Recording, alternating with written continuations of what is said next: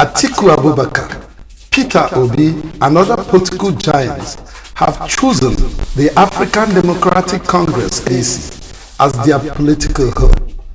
No one is sure about their fate in their respective political parties. This is one of the biggest shakeups in Nigerian political history and is sure to produce more dramas as we move forward to 2027. Interestingly, some political heavyweights from Tinubu's All Progressive Congress (APC) have also thrown their weight behind the formation. How far will they go? Since it is a coalition of strange fellows with eye on the seat of power, who will step down for the other? Will the APC sit and watch? This and many more will tend to unfold on Political Cell today. I'm being joined by, first, Comrade Phyllis Ede. He is the Executive Director, Service Accord Initiative, lawyer, farmer, public affairs analyst. Comrade, you're welcome. Thank you. My honor to be here. I'm also joined by a legal practitioner, politician, and former deputy governorship candidate on the platform of APGA, and today a Labour Party stalwart. I'll start with you, Comrade. We are starting the program today on a mournful mood as we just lost our former president, General Muhammadu Buhari, who passed yesterday in a London hospital. I know you have a few words for him. Well, like you already said, this is an period for Nigerians to lose one who had governed or ruled the country twice, first as a military ruler, then as a democratically elected leader. It's something that we definitely will miss him. I will first want to condole the family and to say may his death be one that will bring bond and national cohesion. Buhari definitely was a man who was seen to have integrity, even starting from his military area. But as a democratically elected president, I didn't think he quite understood the presidential system, compounded by politics of patronage, conflict, and compromise. Definitely these are things history we want to capture. But for now, we've lost a man that we would have wanted to see his perspective, maybe by way of memo, because without getting to his thought as to the challenges. I remember on one occasion saying he wished he was younger, which means there were things he would have done if he was younger. What is it that age debarred him from doing? But for now, Nigerians have missed a man. Thank you very much. Barrister Obobe. Okay. You know, the reaction have continued to trail the formation of new coalition in Nigeria. ADC. That's what I'm referring to. How did it come to you? Well, it didn't come to me as any surprise. It is consistent with the Nigerian political tradition. If you have followed the trajectory of politics in Nigeria, particularly after independence, you will discover that there was no time a party had gone it alone, and there was no time we didn't have people moving from one party to the other, particularly given the fact that ours have been a system where big parties are based on tribal lines. If you look at history, there were other smaller parties, but we were in the first, what we referred then as the first, remember, the Nigeria Northern People's Congress, the Action Group, than the NCNC, which is national in a way, given that it's the party that actually anchored the nationalist struggle. But post-independence and coming up to 1999, we've never had elections. People were not moving from one political platform or breaking away from where they were. So what is happening is consistent with history and consistent with the way politics has been conducted in Nigeria. So I don't see any surprise there, because politicians usually will mingle until the final day of the election before you will now know their strength. Thank you very much. But you think they can all sit the APC? Well, you see, the context through which I want to analyze this is that first is to acknowledge that we've always had deep-seated challenges in the Nigerian political system, particularly when it comes to election. In fact, we will begin to celebrate the wisdom of Murtala Mohammed, who in 1975 had insisted that the political pendulum in Nigeria should be designed in a way that is nationalistic. If you look at the First Republic, you will discover, if it were then the template with which the First Republic election was run, what we have now is a core northern political group coming together and saying that they want to go it alone, as happened under the Nigerian and Northern People's Congress. But because there was an amendment starting from 1999 that insisted that political parties had to be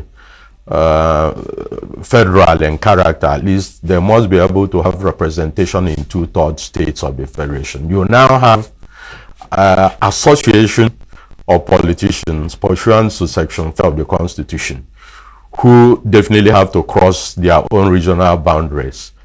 But again, if you accept that the Nigerian political system is also monetized, if you also accept what we call structures, that governors that have won election in particular political parties are moving to the government at the federal system, and if you affect the fact that people are also demanding for electoral reform arising from the experiences of 2020, the question will be, would the basis to begin to think the group of politicians who got dismantled from where they were and came together and be able to unseat incumbents, except we see the formula they are going to use, and taking into consideration the level of apathy in our system. It's something I also want to learn on how they intend to do it. But for now, it's just about, even they have accepted, they are just trying to be born together. And if you also look at the contention among those that have gathered, their ambition, the first question will be, is it possible that if presidential candidates emerge, that with the zeal they have combined, all of them will also work to make that person president? I put this to mind, given that at the annulment of Abiola's election, I remember the late Musa Yar'Adua was asked, why is he not in the struggle of restoration of June 12th? And he said, well, that the man whose election was annulled will first make the move before he can join. So the point that somebody has emerged, are we going to say that those who lost will back him vehemently where they had promised? From now, I believe that it's going to be something, if it happens, there will be a new consciousness and change in the Nigerian political system, but I don't see it happening. Thank you very much. I'd like to let us know that we're joined by Barrister Juke Obube. He's a legal practitioner, one-time deputy gubernatorial candidate of APGA in Enugu State, and today a Labour Party stalwart. Barrister, you're welcome. Thank you. Let me first cue on your thoughts on the death of our former president, General Muhammadu Buhari. How did it come to you? Well, I guess considering his age, I won't take it as a surprise, but at the same time, because that is the role he has played in some of this country. Then Nigeria made in 1962. But when he became the first governor of Borno State, and later the youngest Minister of Petroleum Resources, the court commissioner then. Actually, he became the first chairman of NNPC.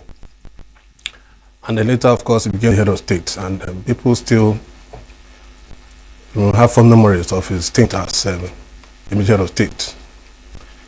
So Buhari's role in the history of this country is quite impactful. Of course, he's a man of paradox. He's a very controversial figure. And one cannot explain it away in just one program.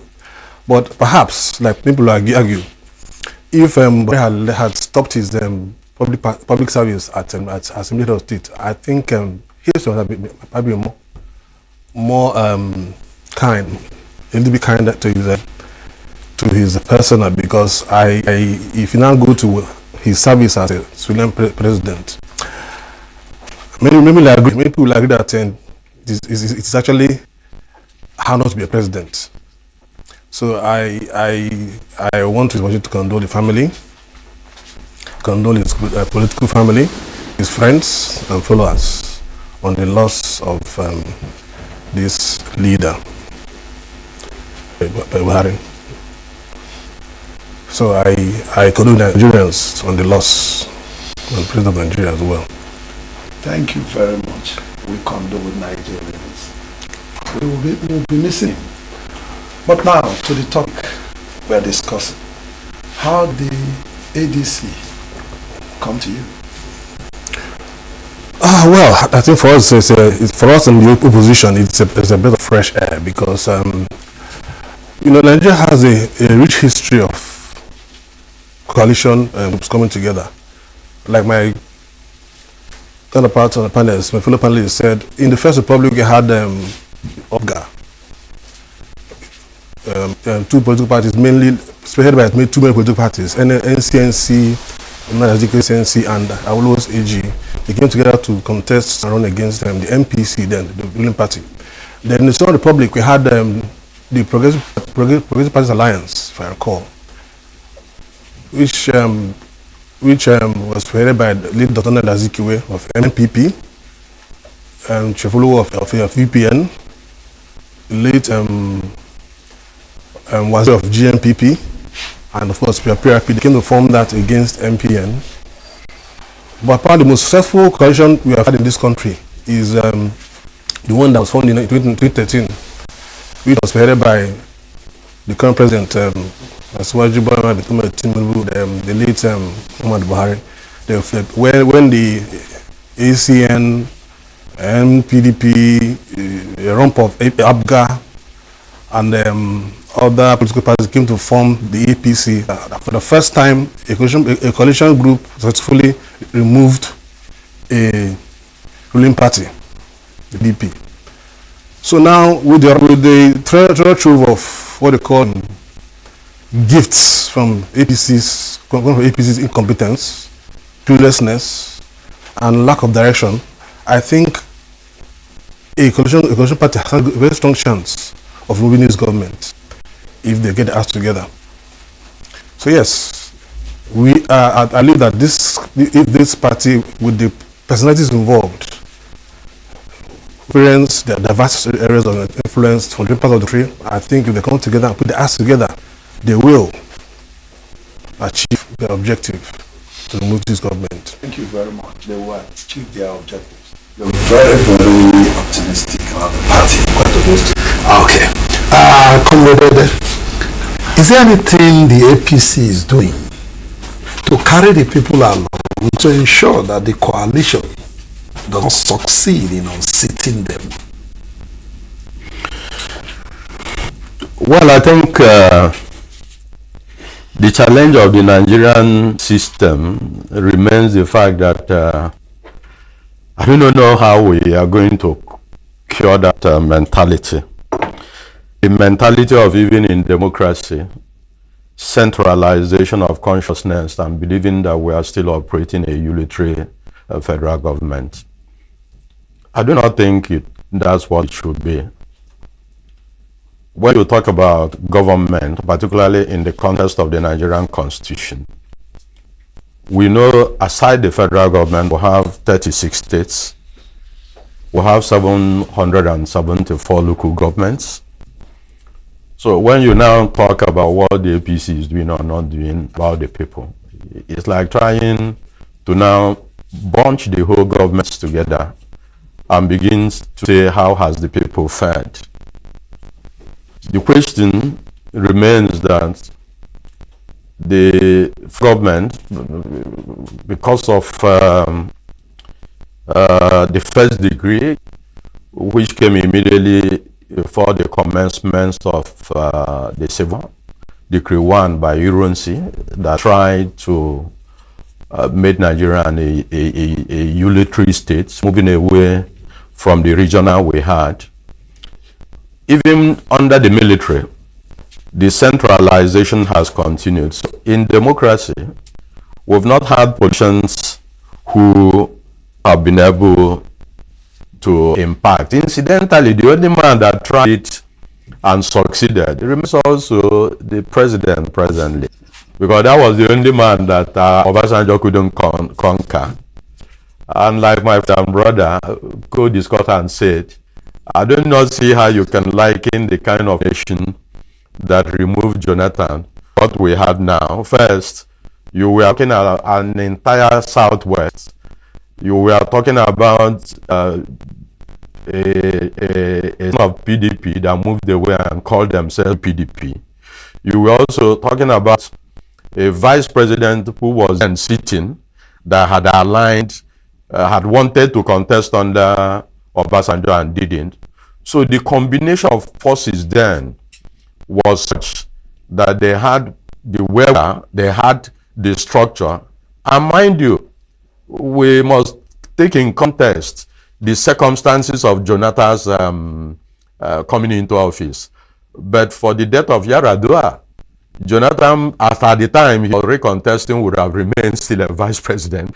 But when Yaradua died and the North felt such change, you knew the struggle before the doctrine of necessity came.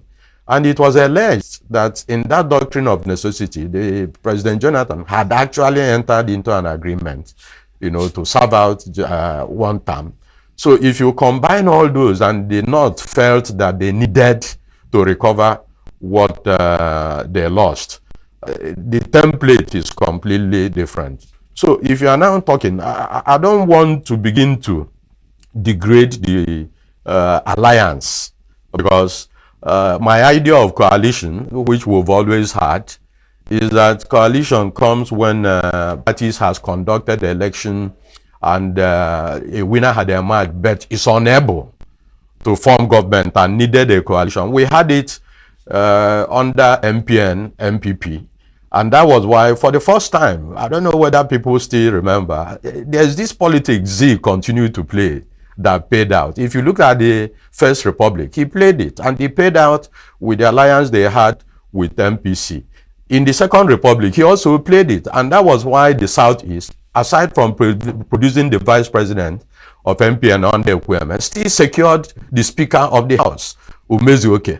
So when you combine all this, and you want to now relate people who felt disgruntled, and they have not even moved with any party, I'm not sure that there is any party that have joined. The aspect that is paining me is that the ADC ought to be a party we ought to celebrate it now as a combination with ABGA.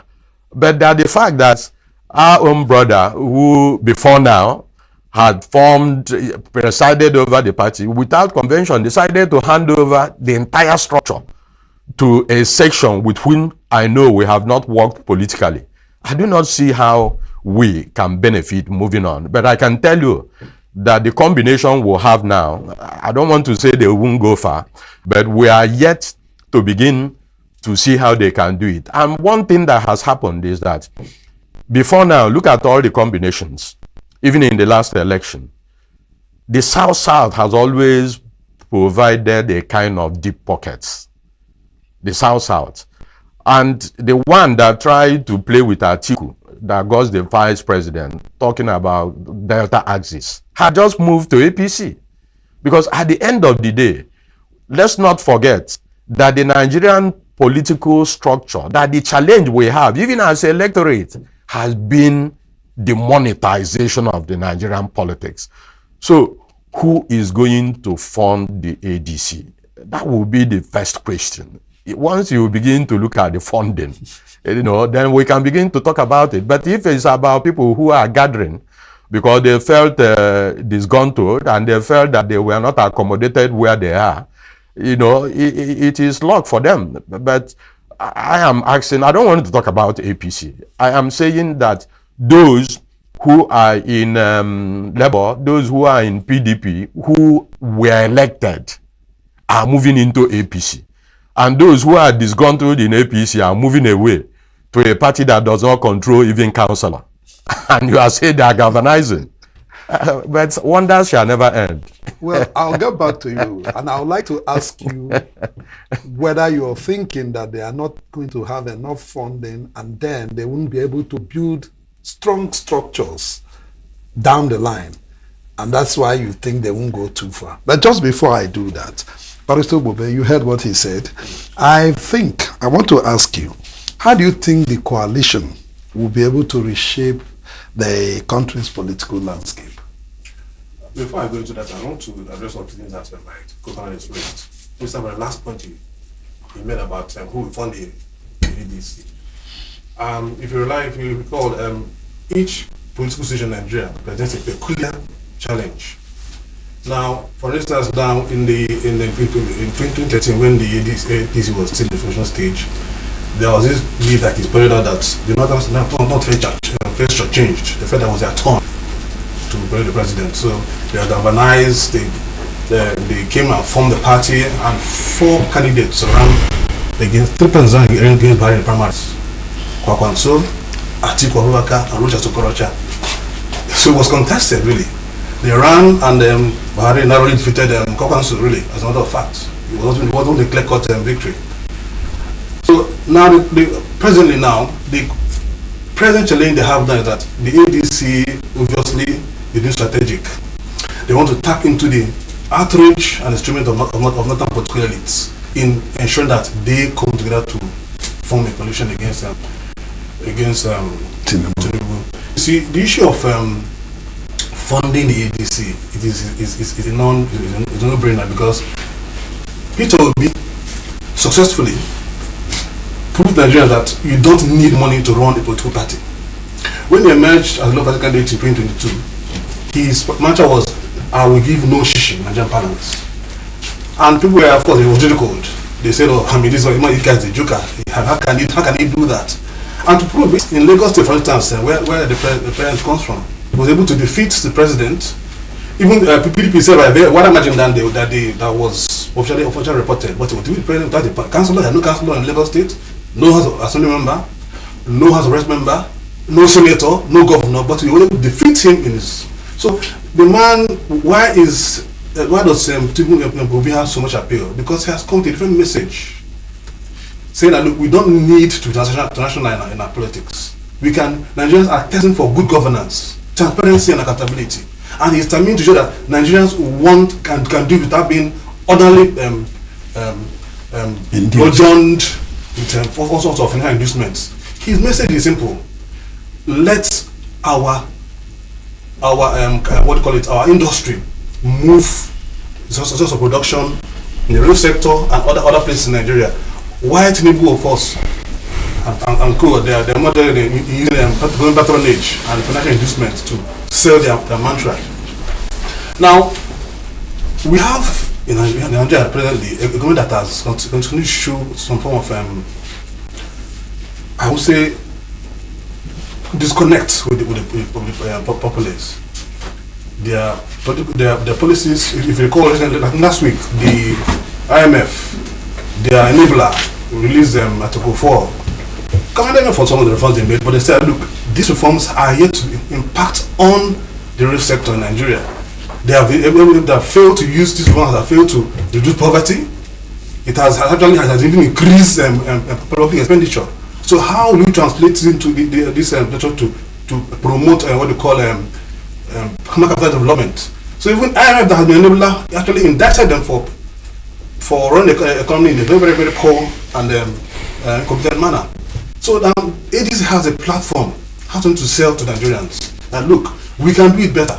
Peter has said in his last interview that said, look, Nigeria's wealth is not in the oil industry. It is in the arable lands in the north, the vast arable land in the north. That this is a treasure trove that we are yet to exploit.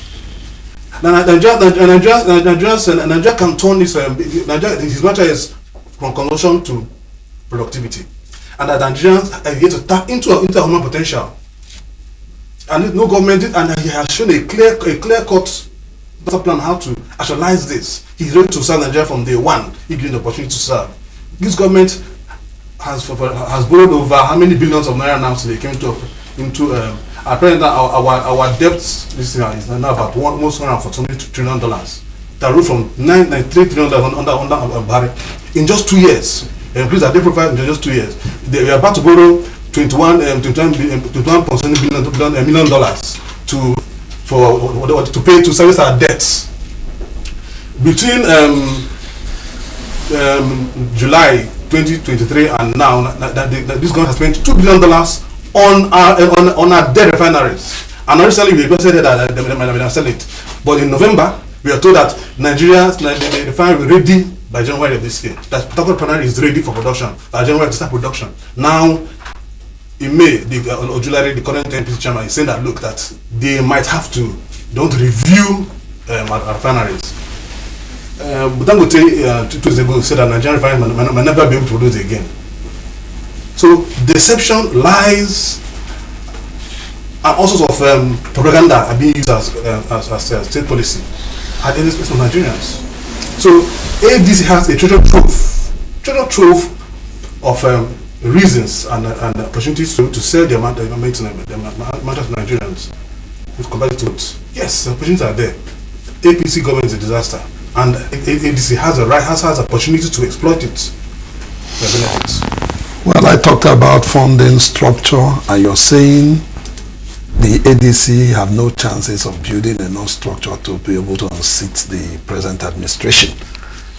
No, you see, I'm a student of history. I wasn't just making an opinion. I am telling you the trajectory with which the Nigerian election has been conducted over the years. Let us also not mistake the fact we begin to look at metropolitan politics and use it as a yardstick. The Labour Party, I don't want to call names like P2B, tried to win Lagos, but Zik won Lagos and was almost heading to be Prime Minister of Western region before the infamous Clyde crossing.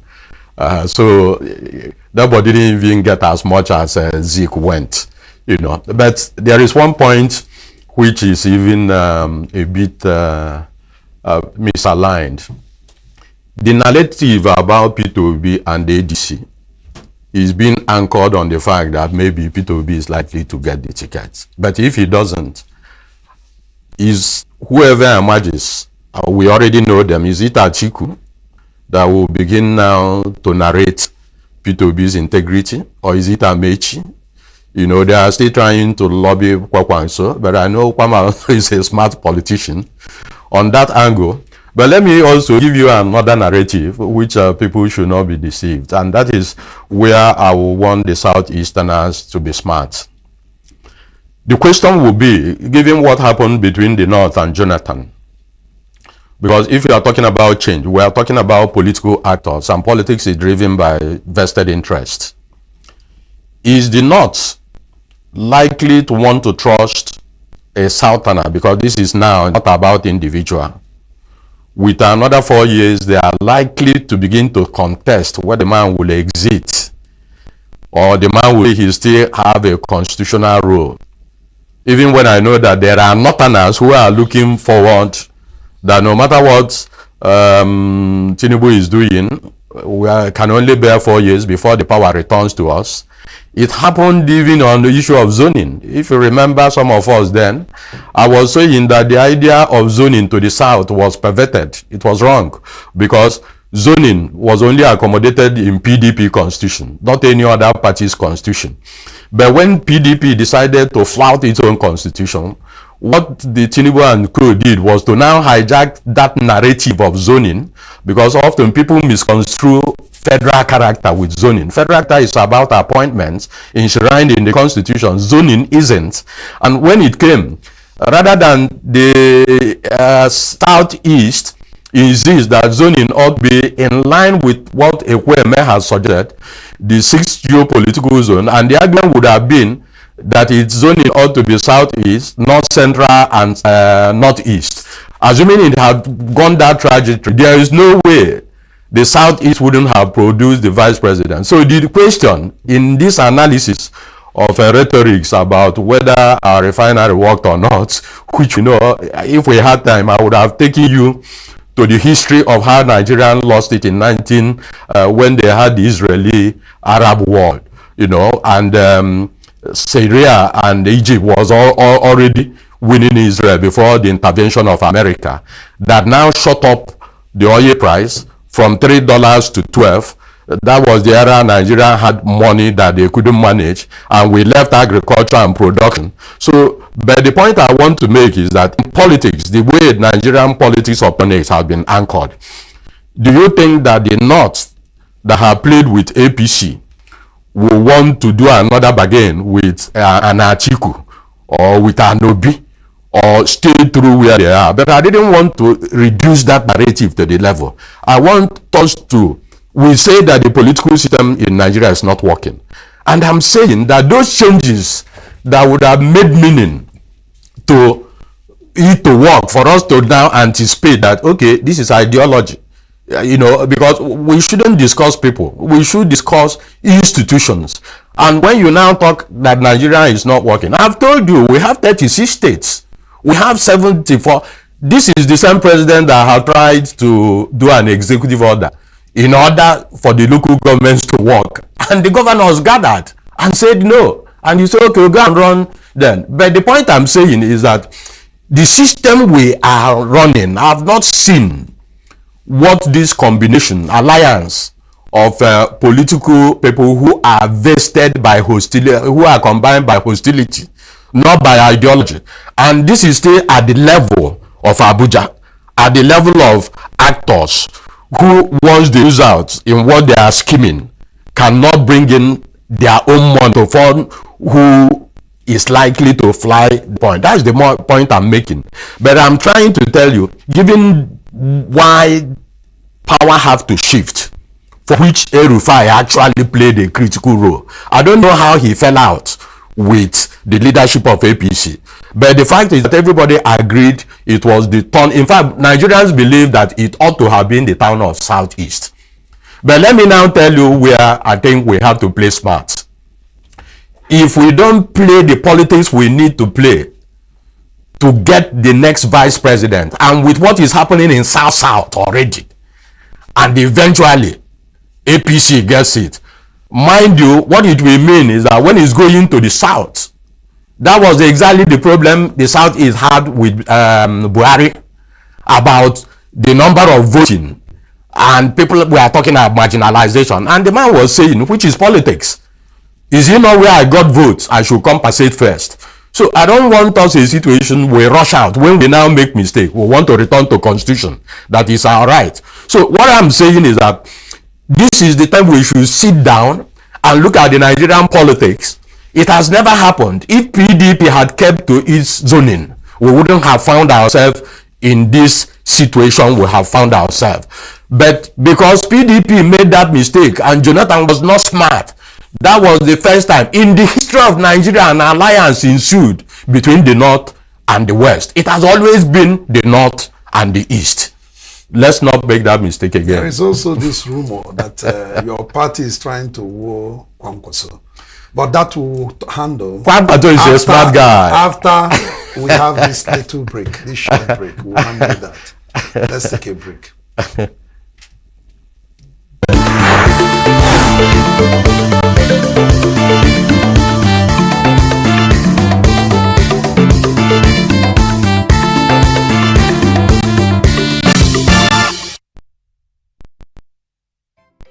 second, every minute, every day.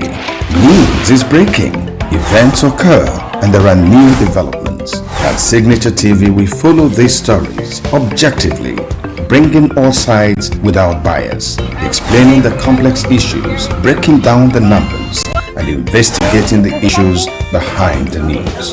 Anywhere and everywhere, near or far, wherever the news is, we will be there. Signature TV.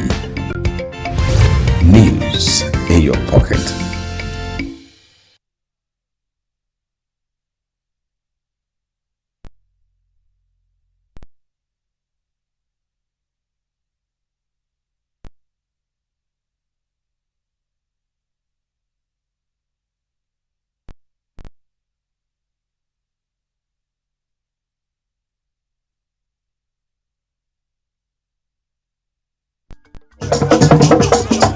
With a population of about 36 million people, the Southeast is awash with stories. Every day on Southeast News, we tell the peculiar story of the Southeast and her people. Our Southeast should be the Silicon Valley of Nigeria. Their successes, achievements, and daily challenges. Do you have a Southeast story to share? Community achievements and challenges, completed and uncompleted projects, bad roads, water scarcity, erosion, flooding, insecurity, or even disagreements? Bring it on to Southeast News. On Southeast News, no story is too big or too small. Southeast News. Let's tell our story. Showing on Signature TV every weekday at 4 p.m. WAT, 1600 hours GMT. We are local. The international community is observing every... Just finished taking Why the main market is in chaos. People are... We are national. Those in support of this motion as amended say aye. Aye. We have taken the vote by default. We are international. Israeli airstrikes. Donald Trump left us the worst unemployment.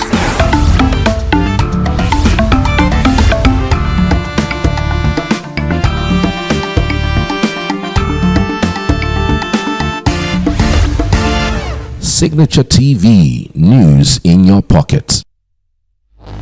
Welcome back. You're still on Political Circle on Signature Morning.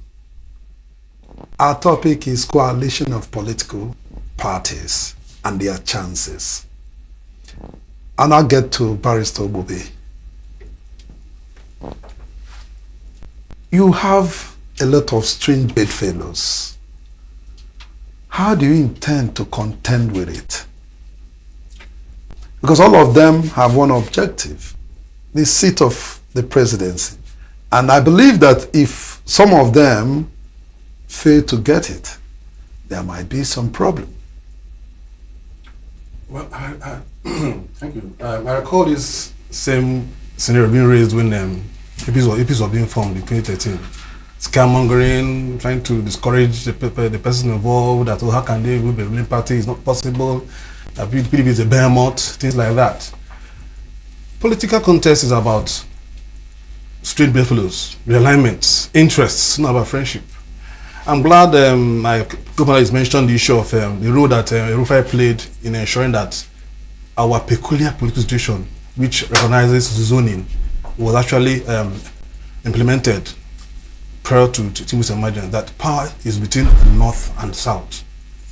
And even though it's in the PDP constitution, it's not a convention in Nigerian politics that we should, power should relocate from North and South. And it's not about personality, it's about the geographical area. So politics also, like business, also about taking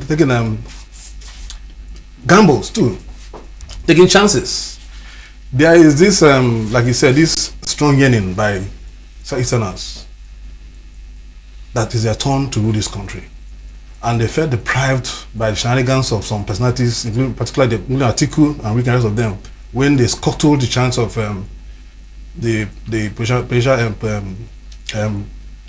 presidential what they call it, the post of presidential candidate being zoned to south, and then southeast particularly.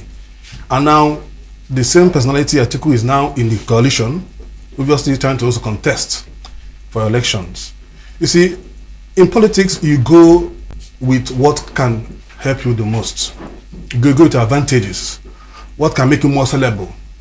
And I think the political coalition will be most unwise not to utilize their biggest and strongest selling point, which is B2B. I am talking about personality because at this election you have personalities. If you look, for instance, now why is the federal government so fidgety, so uncomfortable about P2B? There are trolls, there are also paid what do you call it? Advisory proxies have been attacking P2B. Anything P2B does is blown out of proportion.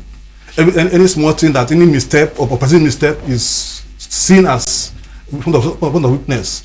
But one thing that P2B has going for him is that each time he's attacked, each time he's denigrated, actually makes him stronger.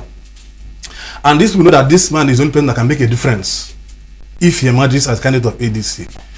Politics is about, like I said, it's about taking chances and also it's a risky venture.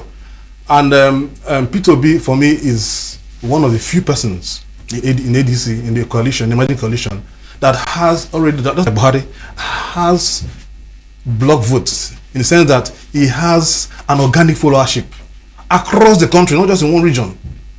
He is a man that, against all expectations, within 8 months, joined the political party. I was able to get 6.2 million votes, official votes anyway. I was able to challenge PDP that got about 6.8 votes.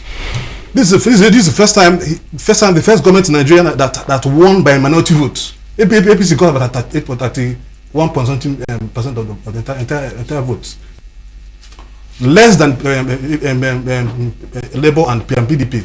So there's a chance for ADC through P2B to exploit and win the election for Nigerians. Because Nigerians are aiming for a better government. P2B has shown that he is ready from day one to run and run this country and deliver even in 4 years. He has already expressed his willingness, his determination that he feels that he can make a change in 4 years, that he won for one term. On the interest of Nigerians, to make the interest of the polity, to ensure that, look, that nobody feels cheated, that in 4 years I can make a difference. He was in Egypt, for instance, after the election, saying that, look, he went to Egypt, he went to Indonesia, he went to Bangladesh, said, look, for instance, the power sector is not rocket science. The power sector this government has totally failed to develop this country, that he can do that within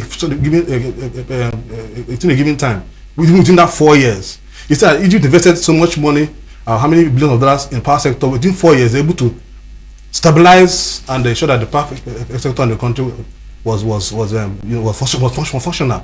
So it will be unwise, like I said earlier, for it is not to utilize this opportunity, this chance, because politics about what can win you votes, what can help you market your policies better, what can help you get people's interest, people's confidence in your abilities.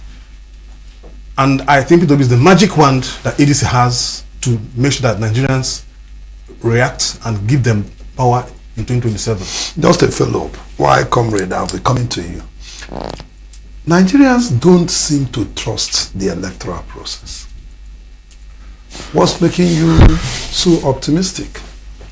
Well, I agree with you, but recently in the just concluded National Assembly, they just finished a constitution, each zone.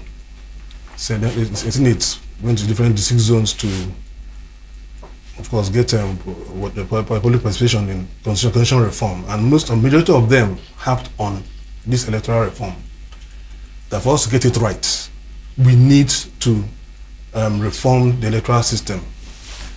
And I must agree that is Achilles' heel of the entire process. If we don't have a strong, transparent, and reliable electoral system, I know that will be quite a challenge for the any opposition party that's going to contest against the ruling party. But see, that's a problem.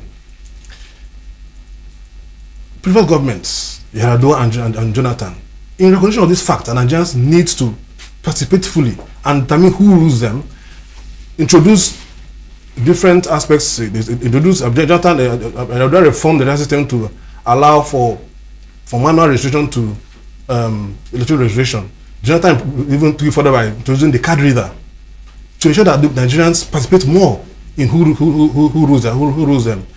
And for the first time in the history of this country, you are now seeing a ruling party that is determined to destroy opposition.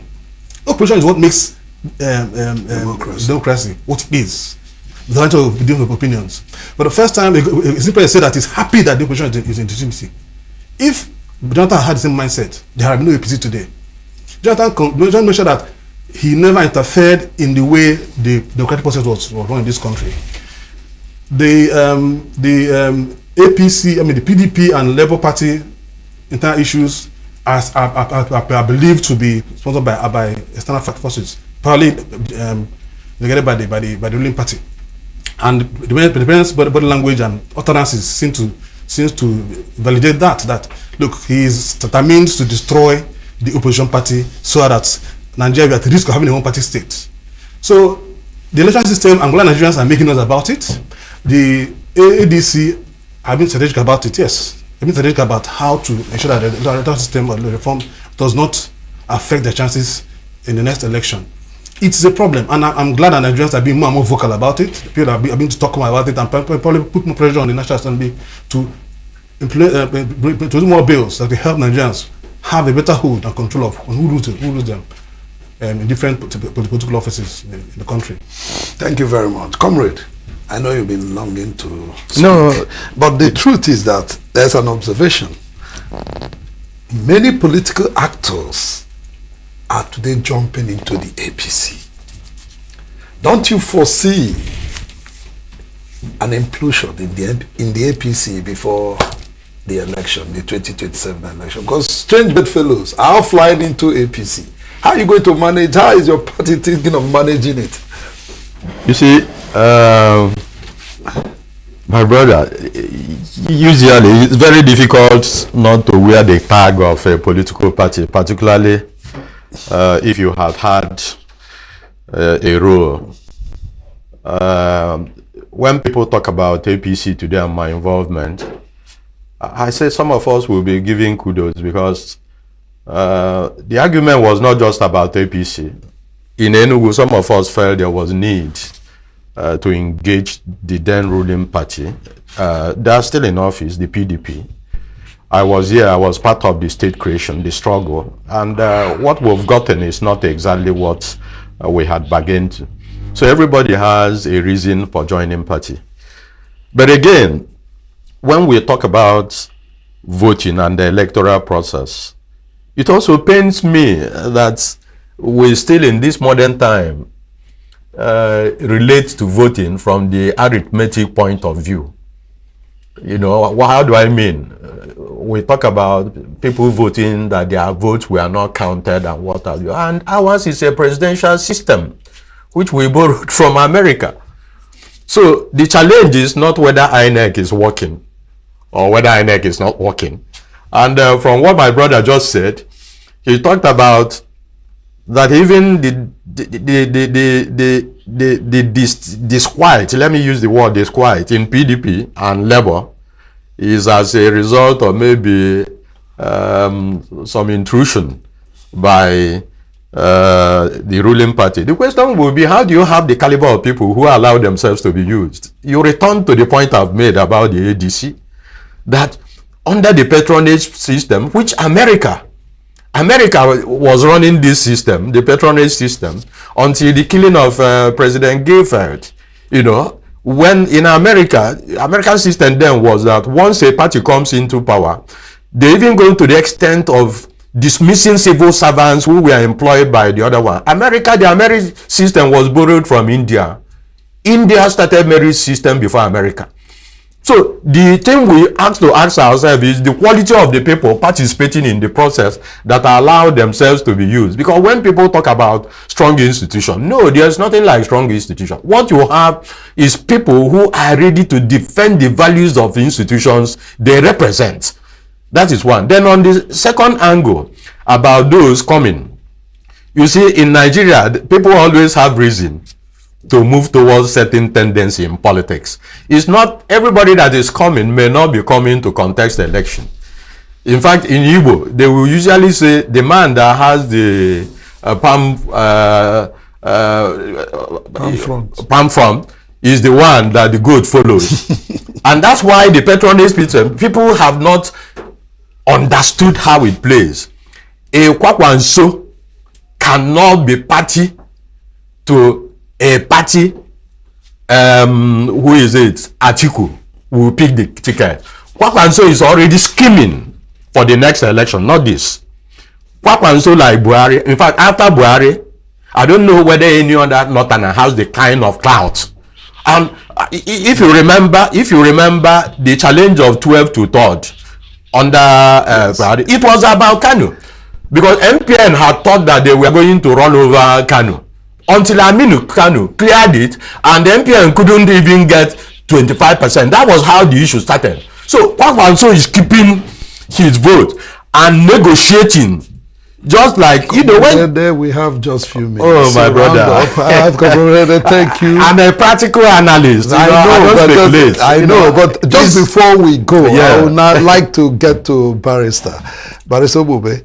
People are saying and arguing that President Tinubu is not former President Jonathan. So please analyze before we go. Well, it was to tell that if the music changes, change your nursing step as well. It is true, it's not, and that is why people like Peter Obi recognize that Tinubu is a man that has deep influence. He's known very good at long-term strategic planning, and that is the magic.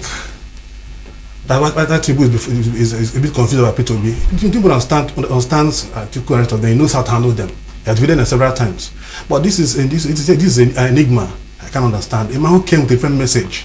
A man who came virtually in literal terms, unarmed, but was able to dismantle tanks, missiles, and the rest of them, and were able to make an impact. So Nigerians, a good Nigeria is possible. Our friend, the ADC coalition is a reality. And so people can do it for us. I think at this point, I want to thank you for coming. Thank you. I've been speaking with Comrade Fidelis Ede. He's a farmer, a lawyer, and everything. Barrister Obube, a one-time deputy governorship candidate for ABGA, and a legal practitioner. My name is Luke Uwo. Political Circle will come up tomorrow. Please find time to join us. Nigeria, we hail thee.